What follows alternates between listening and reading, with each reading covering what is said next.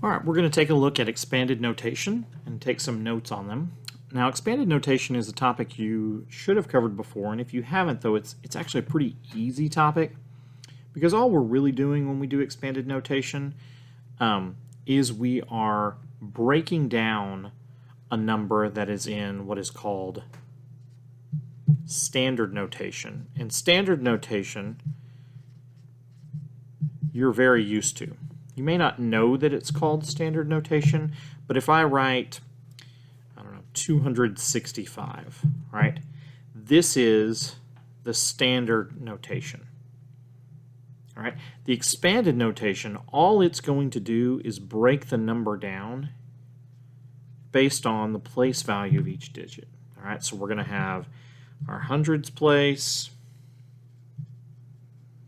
clearly marked, our tens place, and our ones place. And the way we do that is we just say this number is 2 times 100. This is our hundreds place. And then we say plus 6 times 10. This is our tens place. Plus 5 times 1. This is our ones place. And you can see hundreds place, tens place, ones place. And the whole idea behind expanded notation is just to make sure you understand what this number in standard notation really means. This 2, it doesn't mean 2, it means 200. And that this 6 doesn't mean 6, it means 60. All right, and that this 5 actually does mean 5.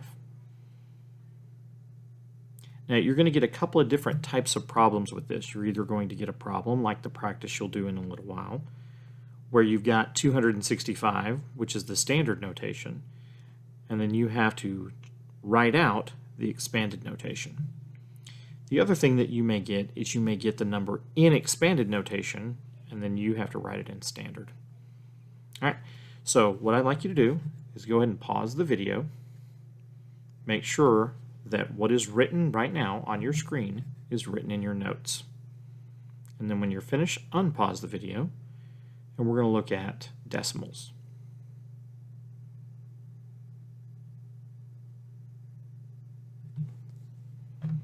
All right, so when we're looking at expanded notation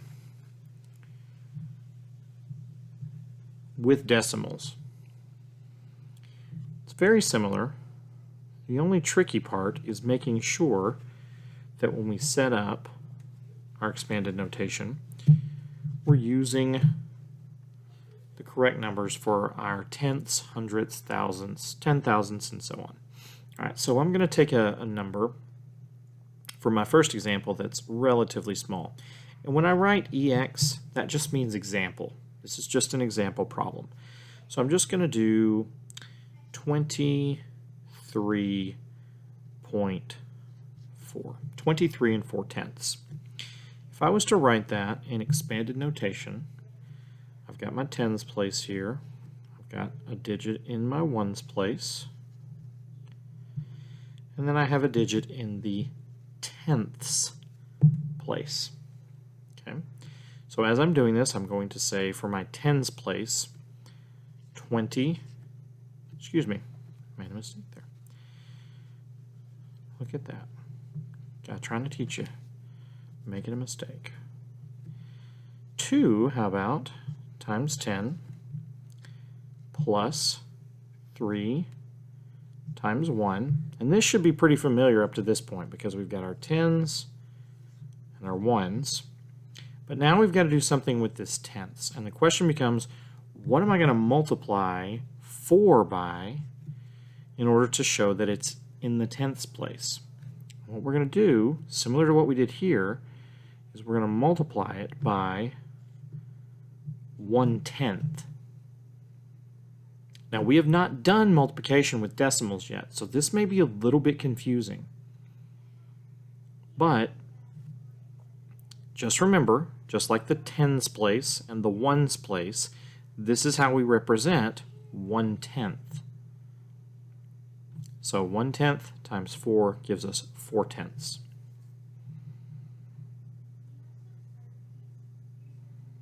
If you haven't already, go ahead and copy this example as well in your notes.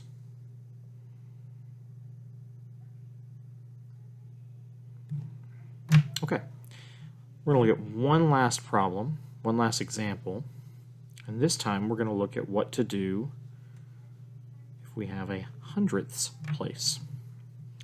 All right, so I'm going to use the number 57 and 89 hundredths. All right, so for my tens place, I've got a 5. So 5 times 10 gives me 50. For my ones place, I have a 7. So I'm going to add 7 times 1. That's my ones place. Now we just did tenths, so hopefully, I know it's been about a minute and a half, hopefully you haven't forgotten, but I'm going to multiply my 8 times 1/10. So there's my tenths place. And hopefully you've already figured out that this pattern is going to continue. And I'm going to multiply my 9 by 1/100th. That's a 001, by the way. My expo marker is writing a little chubby. Got some chubby. See if I can make that a little clearer. Times 0.001. Oop, that was one too many zeros.